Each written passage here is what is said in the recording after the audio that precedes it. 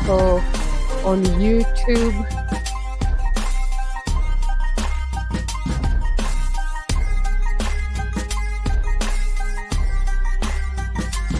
My people, let's turn down the music.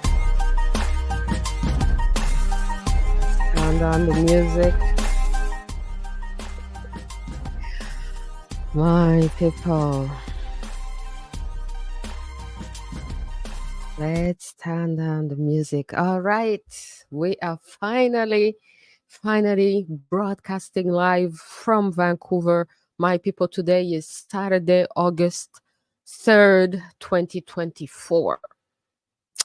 It's a serious show. I don't know if we're going to be able to laugh as we usually do on this show, because you know this show is about laughing and being bigger than all our challenges.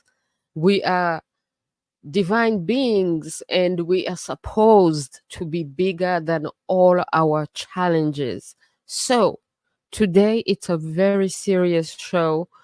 So I hope we're gonna find a way to laugh about it, no matter how tragic and how bad it is. So how bad is it? What happened, my people? This week, the title of the show is Are White People in Danger?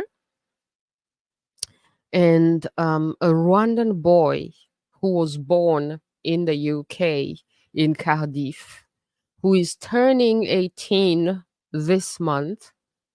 This Rwandan boy allegedly killed 3 innocent little girls. He has actually been charged. You know, this is beyond the allegedly. He has been charged with killing 3 innocent little girls. So we're going to talk about it. We're going to self-examine and question. We're going to ask questions. Why? How did this happen? And in the name of justice, you know, because the truth is another name for justice. So my people, I have questions that I want people to ask, and I've also discovered disturbing information that I'm going to share with you. Matter of fact, when I shared this information on Facebook, my account got hacked, and now my Facebook account has completely disappeared. I need to talk to Facebook about that. And then the video that I shared also eventually got censored. So this is the picture of the young boy who killed 3 innocent little girls, these 3 innocent little girls, and injured many other people, up to 10 people that he attacked. And it happened in the community of SouthPort in England. And it was at an event, something to do with Taylor Swift dance class. And witnesses reported that the 17-year-old entered the venue and attacked participants with a knife, you understand? And then he was taken by the police. And then when it was first published, there was also this rumor that someone that has something to do with Islam, that it was somehow related to Islam. And then there were riots, you know, denouncing Islam or something against, Islam. So we're also going to talk about that. You know what I mean? So I see comments already on YouTube. I see comments on Instagram. I don't know if it's broadcasting on Twitter, but I see the people who are on Instagram and YouTube. So send in your comments, send in your questions. But these are the things that we're going to focus about today. We're going to self-reflect and examine this situation and ask ourselves, what is it in the life of this young man that may have contributed to him growing up and becoming a killer? So I have discovered something that is disturbing that I want you guys to take into consideration. And then I want whoever the authorities that is investigating this case to investigate this. So, what is it, my people, that I have discovered that got my account completely hacked and I have completely disappeared off Facebook as if I never even existed. I suspect that I've been hacked by the Kagamistan criminal dictatorship in Rwanda because guess what I exposed? Guess what I exposed, my people? I exposed that I found out, I asked around, some people told me stuff that the father of this man who has been charged with killing three innocent little girls, his father was actually in the military, in the army in Rwanda. And we're talking about this military, which is known as a killing machine military, a killing machine army.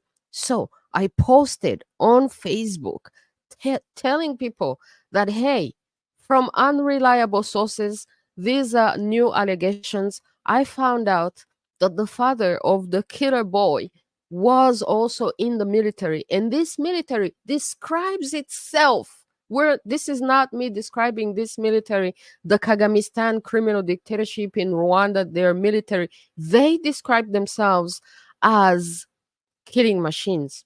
So I post on Facebook that I found out this information.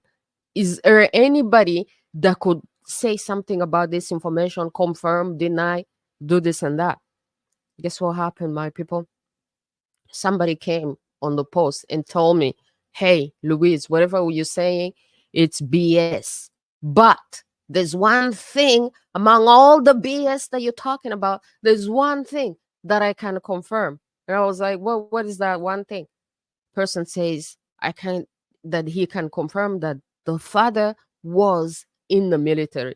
And then he was discharged of his duties. And I'm like, he was in the military and he was discharged of his duties, and then he became an immigrant and came to the United Kingdom to live happily ever after as a civilian. We all know that the Kagamistan killing machine army and the criminal dictatorship, when you have been in the army, they don't just let you go, because some people have said that they suspect that he may have been sent to the UK as a spy. He was still in the army, and then his karate, him being a karate man is like his cover, right?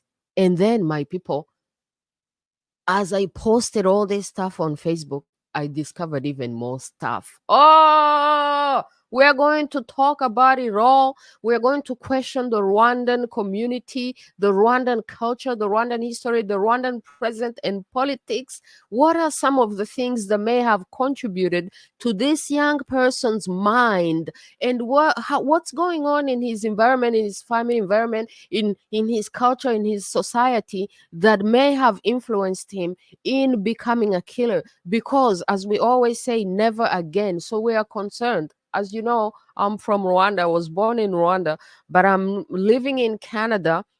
I came to Canada as a refugee. Many Rwandans leave Rwanda and run away from the Kagamistan precisely because it's a criminal dictatorship and they become refugees.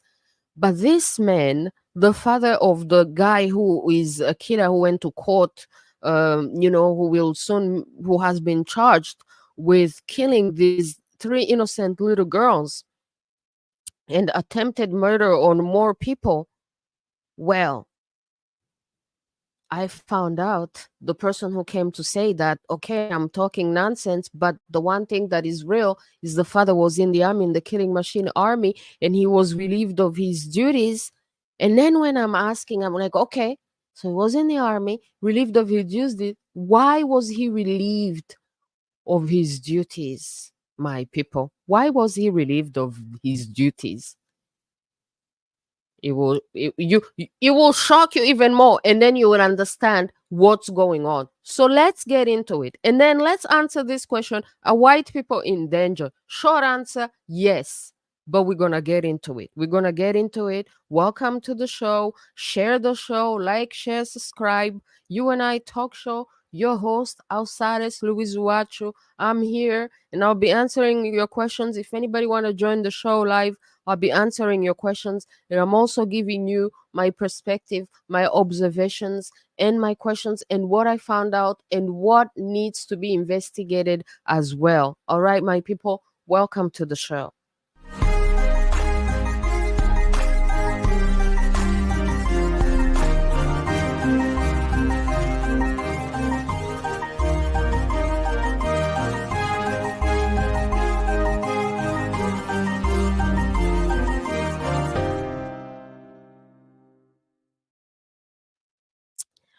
Okay, my people. So we're still talking about our white people in danger. The Rwandan boy who killed 3 innocent little girls in the UK. Is there something in the kagamistan killing culture that we can denounce that may have contributed to the mental health of this young man and may have caused him to become a killer, or by influencing, him to become a killer? I see your comments on YouTube. Ayana Mahoro, thank you so much. My brother, my sisters, my people, thank you so much. We're here. And then Sanzabaganwa Habibu, but why are they showing us an old picture of the killer instead of him at 17 years old? Secondly, I can say not yet. The worst is yet to come, because the Kagamistan has planted the ideology of hate and being a murderer into young people.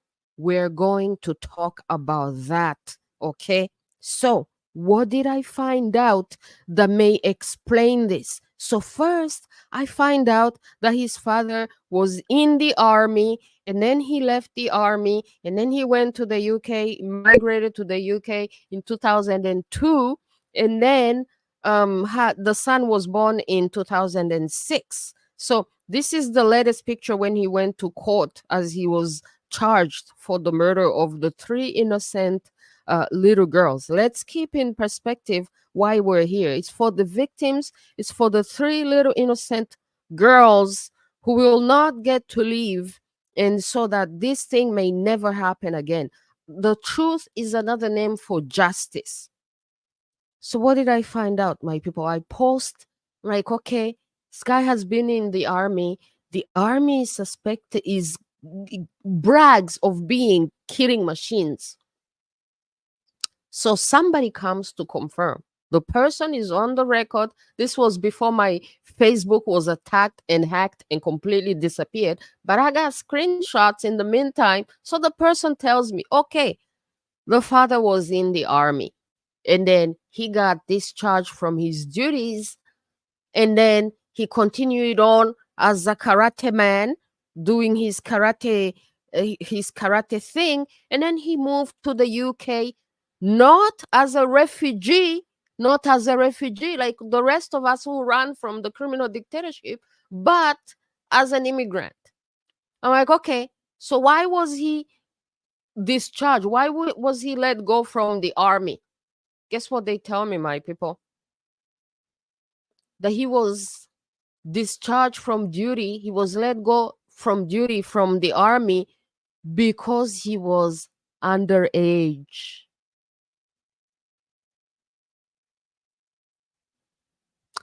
Because he was underage. So the father joined the army when he was underage.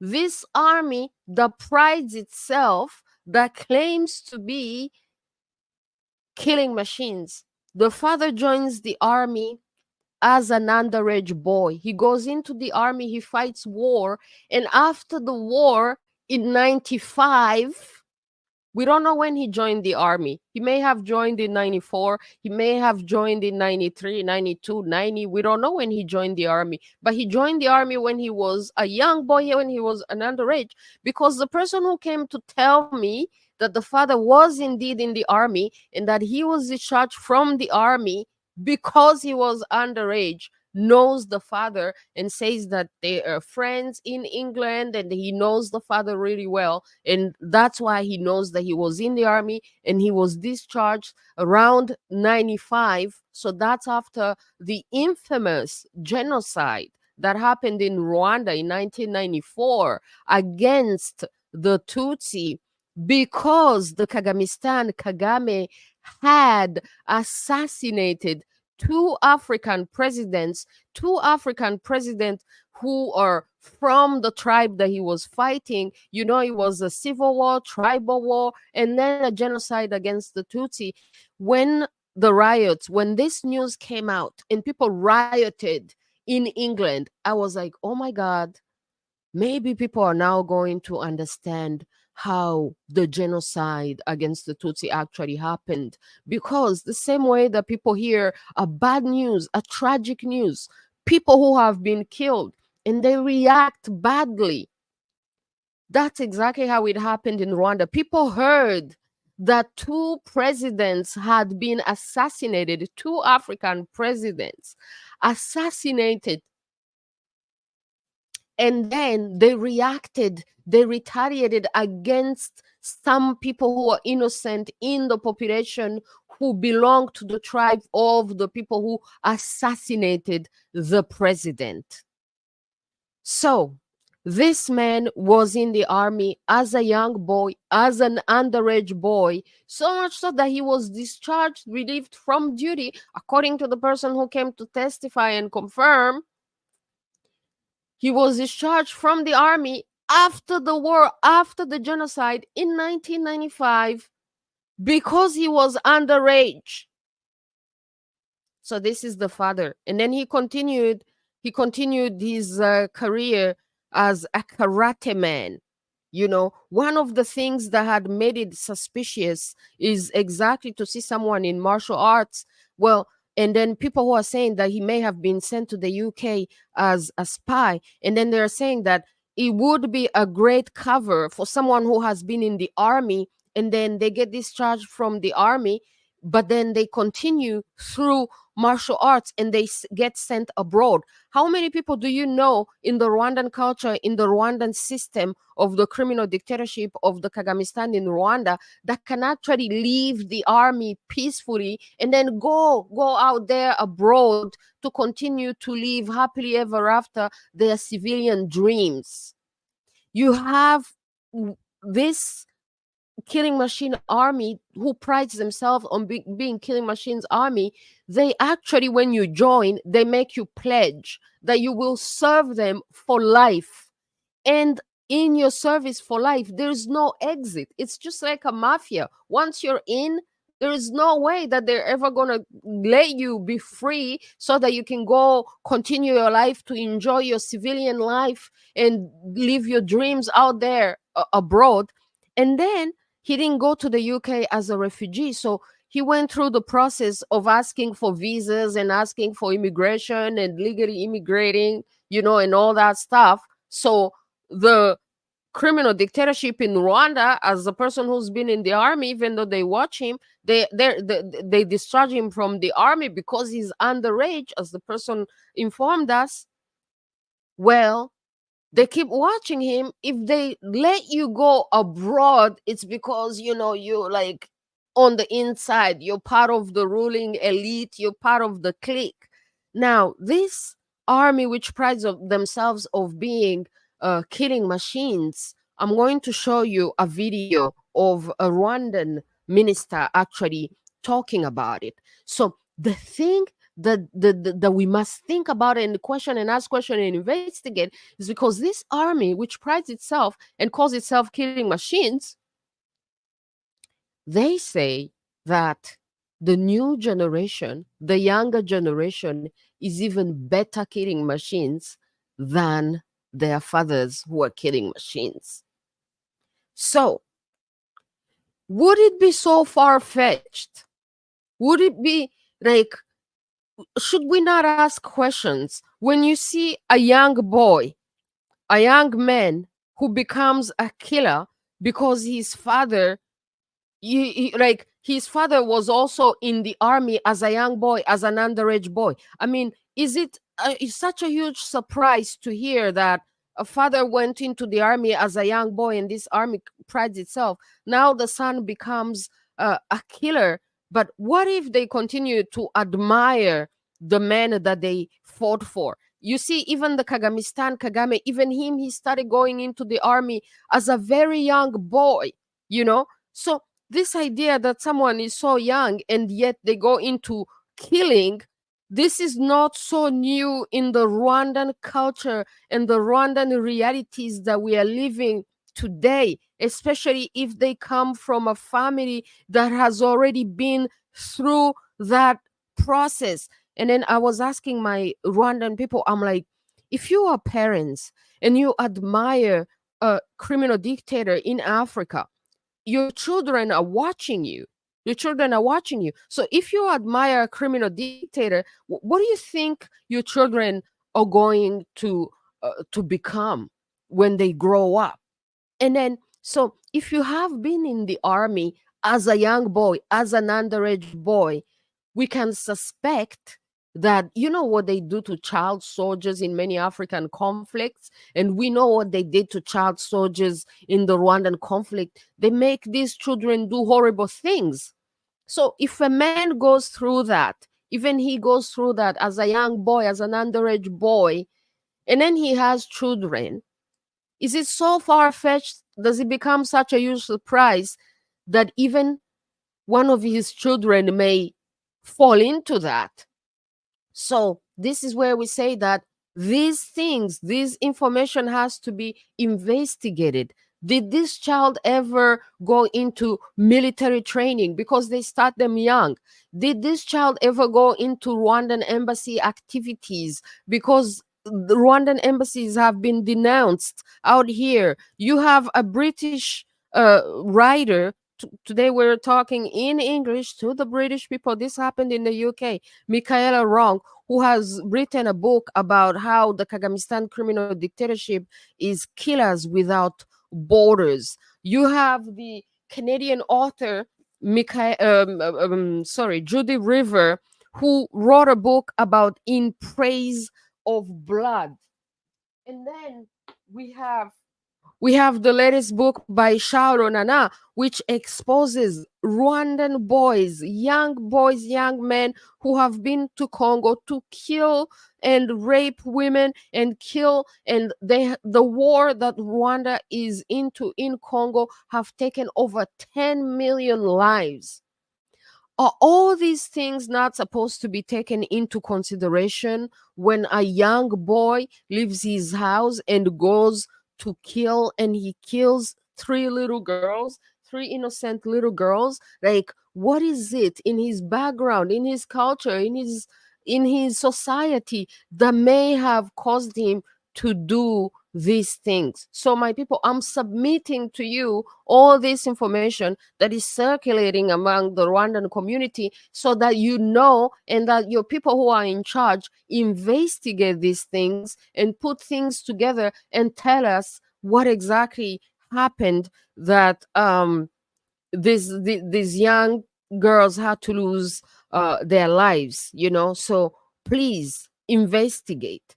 So let me show you the video of the Rwandan minister bragging that their army is an army of killing machines, and talking about how the new generation is even better killing machines than the old generation. See it for yourself. I will translate for you if there's some stuff in Kinyarwanda and you don't understand it. I will translate for you what's happening. Umufisi muri hafi kuri buri kintu cyose. His Excellency yatanze amabwiriza kuri training ya RDF. Kandi kamana ni chief cyavuze gihinduka itegeko. Okay, that was the video, but I don't want to put it without putting it myself on the screen so that I can stop it and show you and be His Excellency for you. yatanze amabwiriza kuri training ya RDF. Okay, so he just said that His Excellency is Paul Kagame, the leader of the Killing Machines Army. He gave orders and instructions to his army on how they should be trained. He's the one who gave orders and instructions to the army on how they should be trained. Kuri training ya RDF. Kandi Commander in Chief icyo avuze gihinduka itegeko. And whatever the commander in chief says becomes the law. Yavuze ngo ndashaka RDF kuba trained kuba a killing machine. And he told them, the word killing machine is actually in English, you can hear it for yourself. And he told them that he wanted the army, the Rwandan army, the Kagamistan army, to be trained so that they can become an army of killing machines.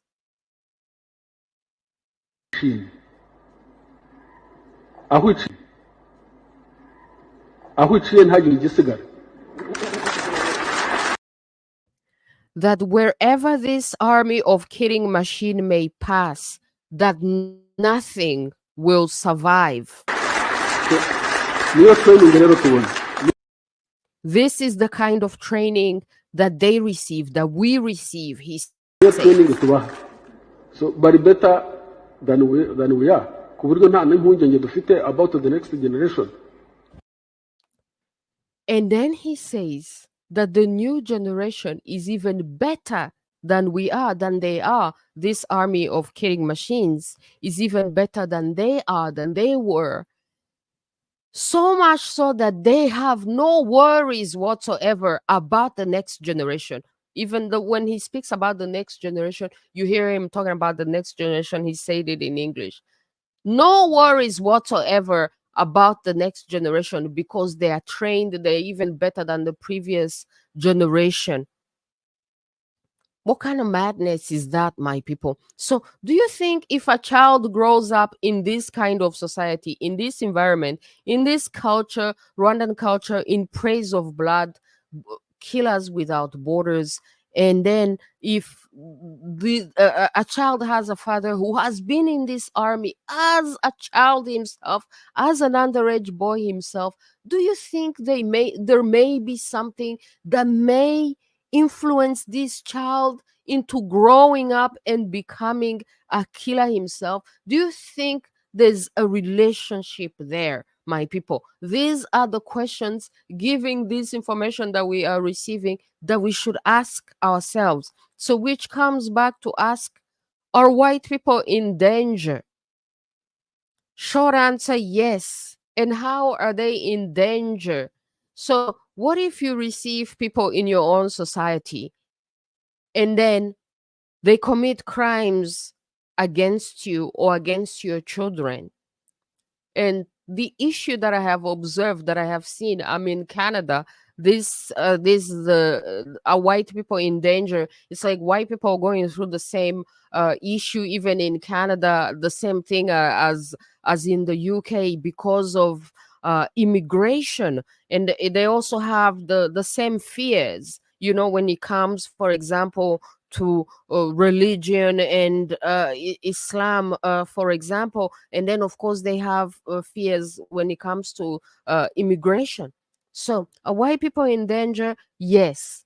Now, the problem is that one of the problems that I observe and that makes white people be in danger is that whenever they are victims and they're facing something that is tragic in their own community, and then they cry, they're like, oh, these people who are doing this, they may be Africans, they may be black, they may be from Islam. These people who are doing this, whenever it's white people who are the victims, and then they cry and they denounce whatever injustice is getting committed against them, what does the society tells them? Their own society tells them, oh, you are racist.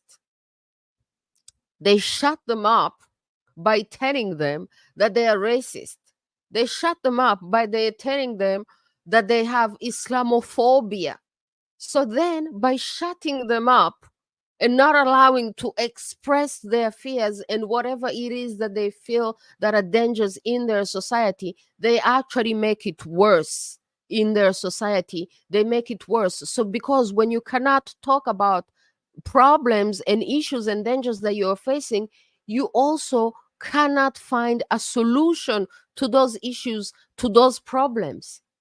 Now, what is the other danger that the white people are into that is grave, that is facing their society? The danger in the UK, as we're speaking about the UK, for example, is they already have demographic issues, population issues. They already did not have enough children. You have some countries in Europe, they have not created enough children. They're going to disappear as nations, as countries, because they have not created enough children.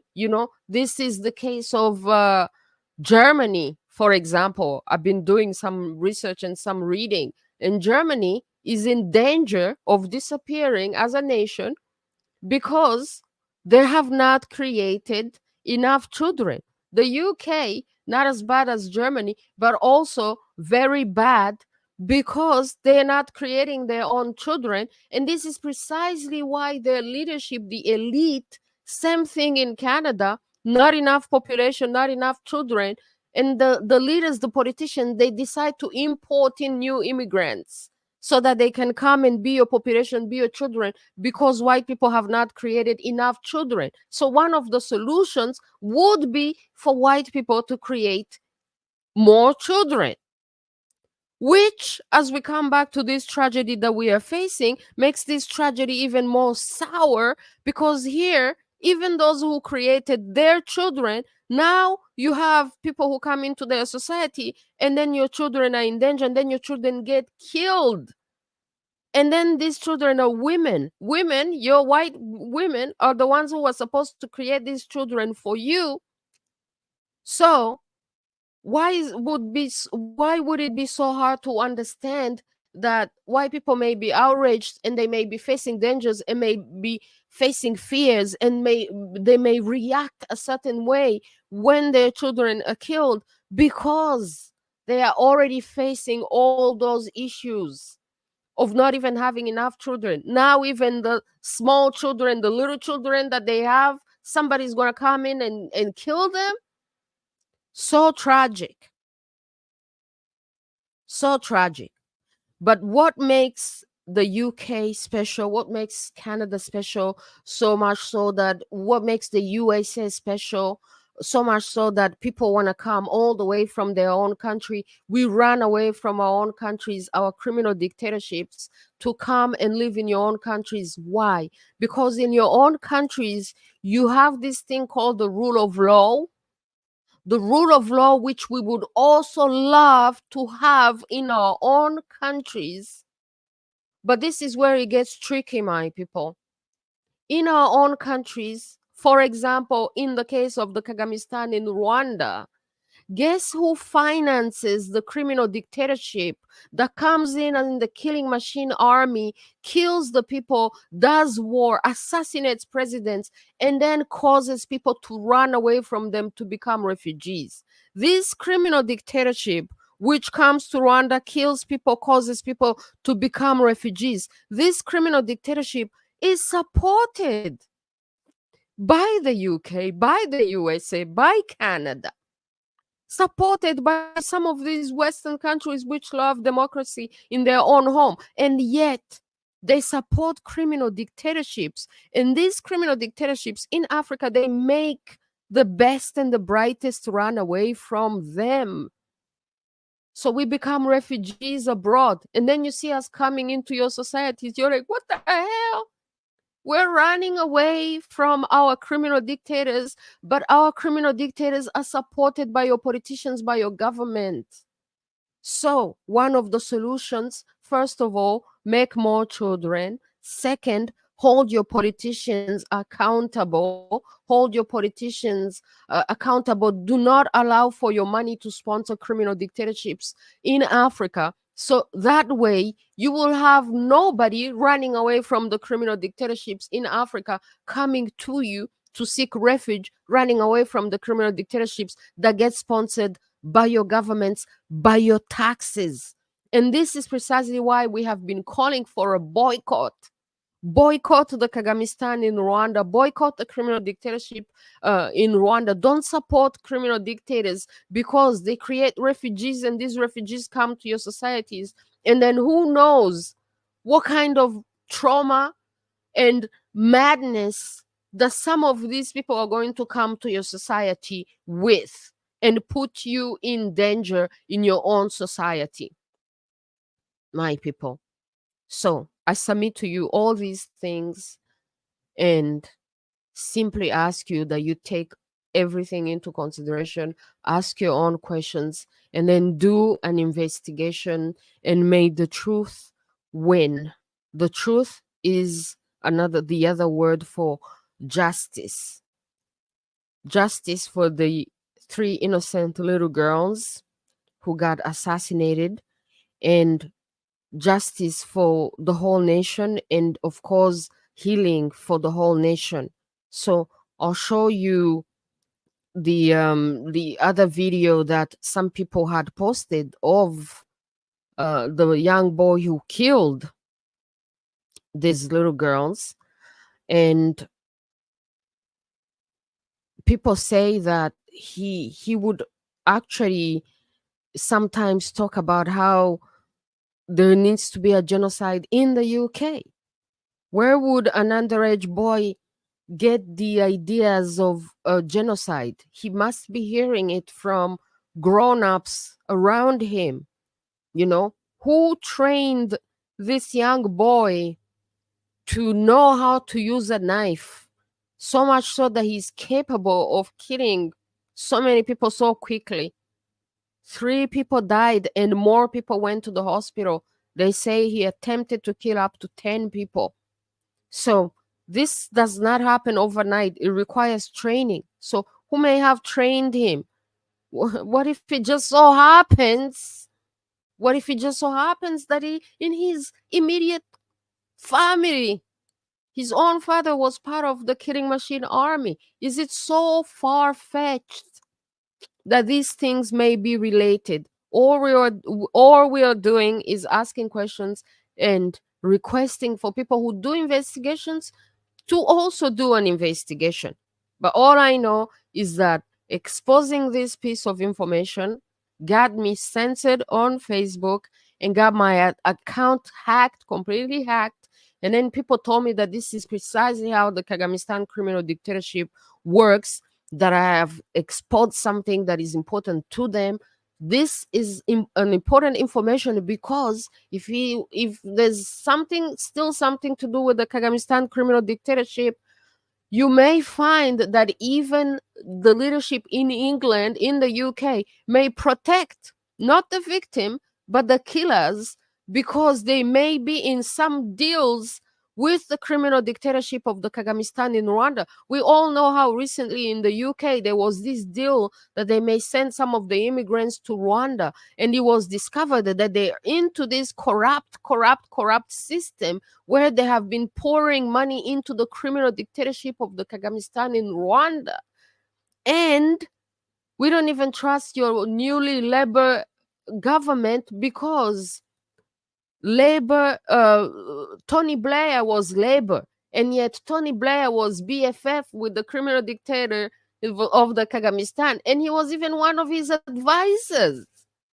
So just because you have a Labour government doesn't mean that they're not going to collaborate with the criminal dictatorship, or that they are going to be looking out for your best interest. You must watch them, hold them accountable. And the people who are suffering, the victims, are the ones who are supposed to hold the government accountable and pursue justice, share information. So it's in the interest of justice that I'm sharing all this stuff and sharing all these questions. All I'm doing is asking questions. So this is the video that shown the young man, and then they say that even in his regular regular way of operating. He was known to the authorities because he had already been expelled for having a knife in school. So madness, just madness. Okay, so watch for a second. Just gonna have to mute it. So let's see if they're going to be banning even that one, as they've been banning me for publishing it on.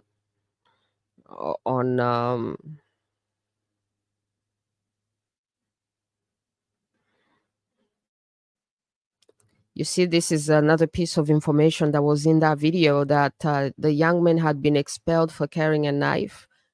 And this is somebody who said that he was in their class, and he told us that they needed a genocide, the one they had in Rwanda, to fix the problems. They say the police knew him and he was known to social services.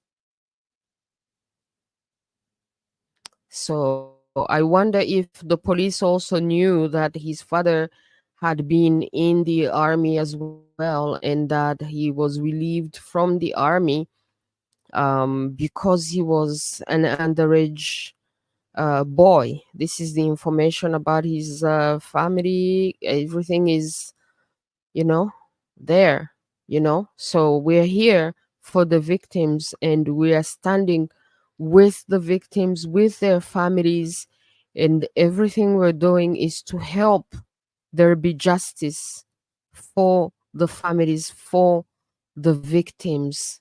And we should self reflect and see if there's something in our culture, in our society, that may have contributed to all these things. So, my people, I've just submitted to you the information. And yes, white people are in danger, particularly women. A lot of nonsense happening around women. Women, easy targets. These are all women. And to end this English section, you see a woman getting beat up. British people, I'm talking to you. This is one of your best. J.K. Rowling, you know, woman getting beat up. And who is protecting your women? You need to protect your women, and don't let anyone call you racist and phobia this and phobia that, because you're trying simply to protect your society and to protect your women. And then last and not least, when it comes to religion, the problem with this Kagamistan thing is that it ends up becoming like a religion. People who join the Kagamistan killing machine, the army, the RPF, the Rwandan Patriotic Front, it ends up becoming like a religion. And what it has in common with that other religion that you fear, and that you rose up and went in riots when you suspected that it may have been Islam. What this criminal dictatorship of the Kagamistan in Rwanda has in common with religion that you fear is that once you join and you pledge, they pledge, you cannot leave it. When you leave it, they punish you by death. They kill you if you ever leave. And this is something that they have in common with that religion, because if you're a part of that religion and you leave it, they actually can sentence you to death. Their religion allows them to do that. And let's not even get into how their religion also treats women. So if you're concerned about the treatment of women, this religion allows mistreatment of women. Of course you may be concerned about our religion. And another thing, and this is an information that I got from someone from that religion who left the religion, who lives in Canada, and then gives people tools on how to defend themselves and how to challenge the religious things that they may be posting. I suggest you visit him. But he does his shows in French. Ironically, he's from Algeria. Algeria is the country of the men or woman wannabe who beat up a woman in the Olympics. So his name is Jacques Le Fou. He's from Algeria and he does shows in French. And he used to be part of Islam, but he left Islam. And so he does videos on YouTube exposing Islam and exposing on why Islam is dangerous for the Western world. You have all these people coming from the Islamic world coming into the Western world. He exposes how it's dangerous. And one of the things that he says when it comes to something that is related to women and little girls is that Jacques Le Fou exposes that the Prophet in Islam actually married a little girl when she was 6 years old, the little girl Aisha. He even gives you uh, places that you can find it in the Islamic documentation. The Prophet was over 50 years old. He got married to a young little girl of 6 years old. And then he consumed the marriage. He had sex with her when she was 9 years old.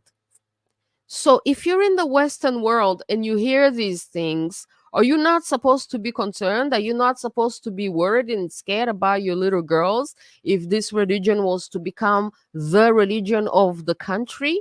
Why shouldn't you be scared and why shouldn't you be asking questions?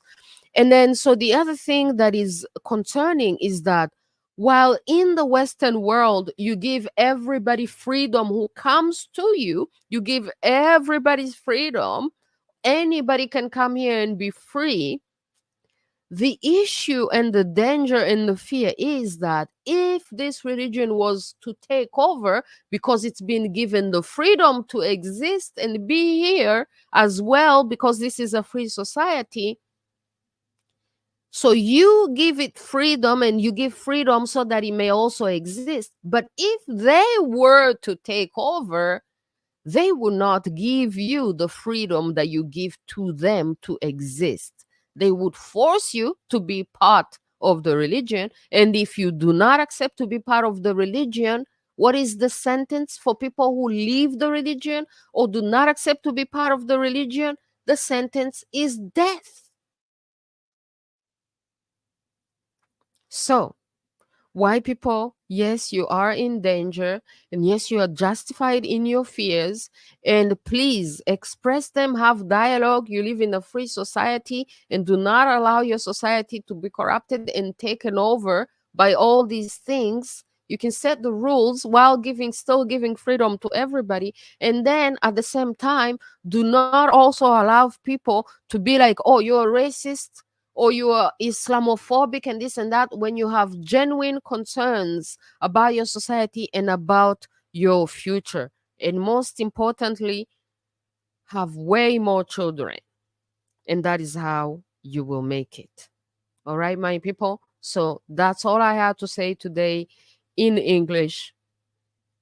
I don't know if I'm going to say anything in French today, but I think we're just going to continue a bit in French and then move into Kinyarwanda. Thank you so much for listening. My condolences to the families of the victims. It's a tragedy, and we will not stay silent. We will expose whatever that we find that can help in the quest for justice. All right, my people, thank you so much for being here. Have a great day wherever you are. Like, share, subscribe. You and I talk show. We do shows all the time. Thank you so much, my people. Let's move into French and Kinyarwanda. All right, la famille. Donc là, on bouge en français. Je ne sais pas si j'ai beaucoup de choses à dire en français, mais cette semaine, un seul truc que je voulais parler par rapport à ces Rwandais là, c'est que bon, il y a eu une tragédie là. Il y a un Rwandais qui a tué quelqu'un qui a tué des enfants en Angleterre. C'est tragique. Donc, on était en train d'exposer tout ça. Et l'une des choses qu'on a exposées, c'est que donc le tueur qui aura 18 ans ce mois-ci, l'une des choses qu'on a exposées, c'est que son père a été aussi dans l'armée du Kagamistan, dans l'armée des killing machines, des assassins sans frontières que Michaela Wrong a dénoncé. Et il a été dans l'armée du Kagamistan Et il est venu en Angleterre comme immigrant en train de faire son karaté. Et donc, quand j'ai demandé des informations, on m'a révélé que quand il était dans l'armée, donc en 95, quand il a quitté l'armée, il a été laissé, on l'a laissé partir de l'armée parce qu'il était mineur. Mineur, c'est ce qu'on me dit.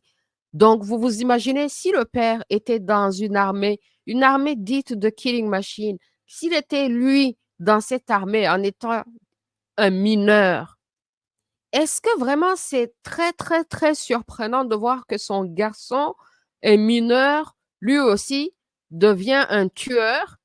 Est-ce que ça serait trop aller trop spéculer là si on avait des suspicions, si on suspectait que ça vient de quelque part dans son entourage, dans son environnement. Et puis, bien sûr, j'étais en train de dénoncer mon propre peuple, les Rwandais, qui font la guerre sans frontières, qui sont en guerre au Congo et qui tuent par millions. Et que voilà, maintenant, ils exportent des tueurs jusqu'en Angleterre. Un jeune garçon a tué des petites filles. Donc, c'est ça que j'avais à dire cette semaine. Et puis, à part ça, il y a aussi le Kagamistan. Je vais aller sur mon Twitter, là. À part ça, il y a aussi le Kagamistan qui est tombé dans un grand piège, la famille. Le Kagamistan, là, qui est allé signer un cessez-le-feu entre le Rwanda et le Congo, alors que le Kagamistan a passé des années à nier. Ils ont nié 1 milliard de fois que le Rwanda ne faisait pas la guerre au Congo. Mais là, les Rwandais, le Kagamistan est allé signer un cessez-le-feu entre les rebelles du Congo et le Congo. C'est quoi ça vraiment? C'est un grand piège, mais en même temps, ils viennent de s'exposer que justement le Kagamistan est en guerre au Congo et que c'est le Rwanda qui est derrière les terroristes qui font la guerre par le feu, par le sang au Congo et qui tuent par millions et qui ont violé, qui ont tué des femmes par millions. Non, mais c'est incroyable. C'est incroyable. Donc, on en parle un tout petit peu avant de passer en Kinyarwanda.